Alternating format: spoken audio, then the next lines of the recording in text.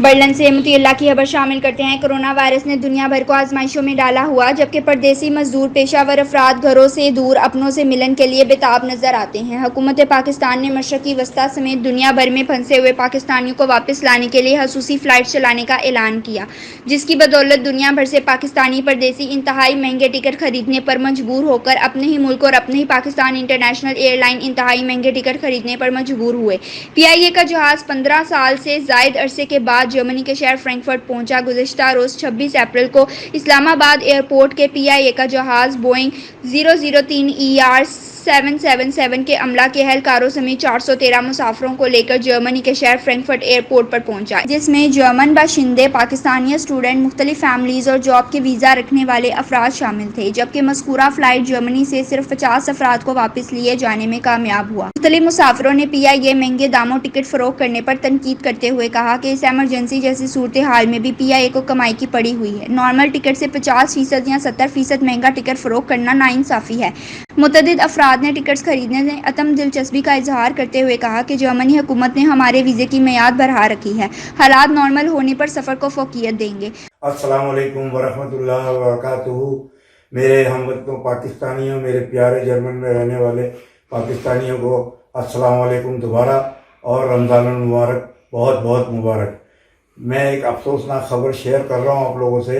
कल पाकिस्तान से इस्लामाबाद से एक PIA की फ़्लाइट फ्रैंकफर्ट पहुंची है, जिसके अंदर तकरीबन 400 से ऊपर लोग थे, और उसके अंदर ना स्प्रे किया गया था, और लोग आप देखें कि बिल्कुल जुड़कर बैठे हुए हैं, और कोई तदबीर नहीं की गई हिफाजती, जिसकी वजह से आपको पता है कि कितना डेंजरस मसला है ये।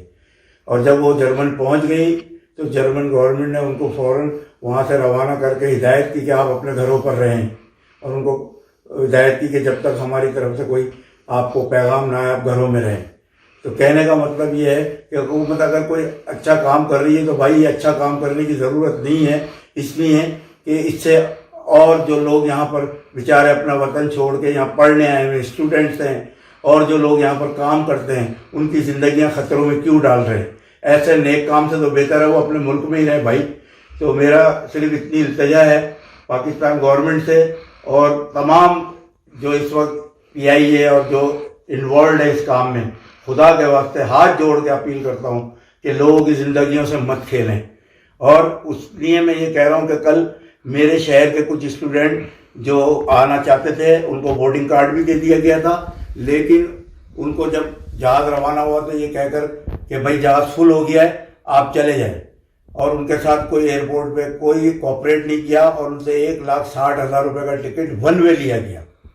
तो बस आखिर में मैं यही कहूँगा, अल्लाह मियाँ से दुआ भी करूँगा कि परवरदिगार हमारे इस इदारे को, PIA को और हमारी हुकूमत को अक्ल दे कि लोगों की ज़िंदगियों से मत खेलें, खुदा के वास्ते, खुदा के वास्ते। दूसरी जानिब इस्लामाबाद से जर्मनी पहुंचने वाले मुसाफिरों ने कहा कि कोरोना वायरस के खौफ के बावजूद PIA ने किसी भी किस्म की सहूलियात फराहम नहीं की और ना ही एहतियाती तदाबीर को अपनाया गया।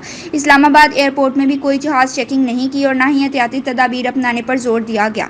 फ्रैंकफर्ट एयरपोर्ट पर उतरते ही जर्मनी इमिग्रेशन काम ने 15 दिन घर पर करंतीनिया पर रहने की हिदायत की और किसी भी किस्म की परेशानी से बचने के लिए नज़दीकी अस्पताल और फैमिली डॉक्टर से रजू करने की हिदायत दी।